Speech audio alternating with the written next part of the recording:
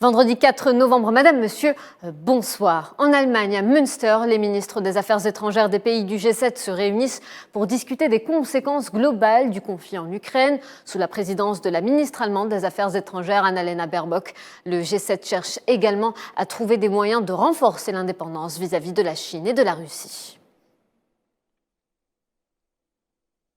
Le chancelier allemand Olaf Scholz a été reçu à Pékin par le président chinois Xi Jinping. Olaf Scholz a indiqué à Xi Jinping vouloir développer davantage la coopération économique avec la Chine. Il fait également état d'une demande au président chinois Xi de faire jouer son influence sur la Russie pour apaiser le conflit en Ukraine.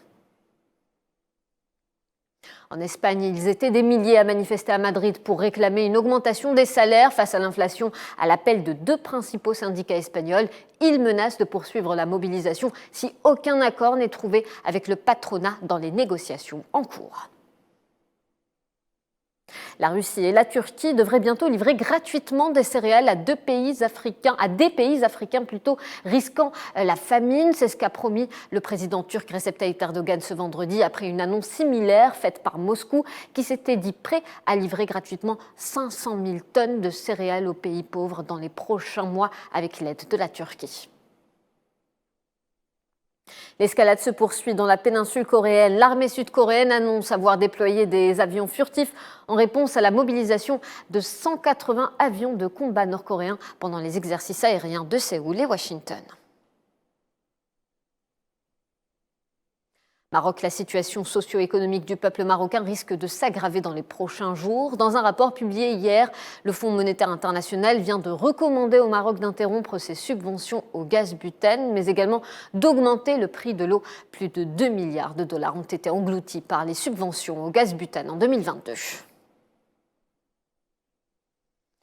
En Tunisie, l'instance supérieure indépendante pour les élections annonce l'acceptation de 1058 dossiers de candidature pour les prochaines élections législatives, des élections prévues le 17 décembre prochain. L'ISIE a précisé que 88% des candidats sont des hommes contre 12% uniquement de femmes. En Guinée, les autorités de transition ordonnent des poursuites judiciaires contre l'ancien président Alpha Condé et plus de 180 hauts cadres ou ex-ministres, notamment pour des faits présumés de corruption. Parmi les accusés, on retrouve l'ancien Premier ministre Ibrahima Kassori Fofana, qui est en détention préventive, ainsi que pas moins d'une quarantaine d'anciens ministres d'Alpha Condé. Au Burkina Faso, le Front patriotique s'inquiète des menaces qui pèsent sur la transition en cours. Le Front patriotique dénonce la mise à l'écart des hommes politiques dans la gestion du pays et le flou qui entoure les membres du gouvernement patriotique pour la restauration et la sauvegarde.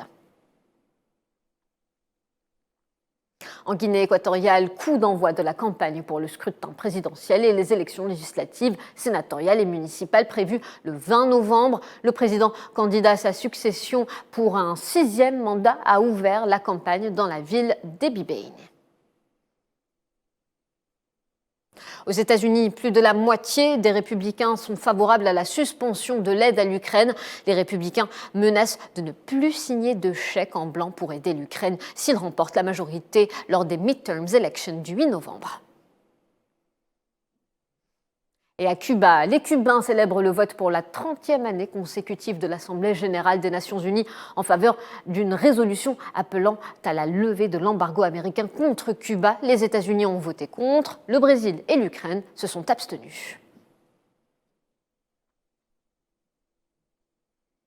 Voilà, c'est la fin de ce flash d'information. Je vous retrouve tout à l'heure à 19h pour le journal.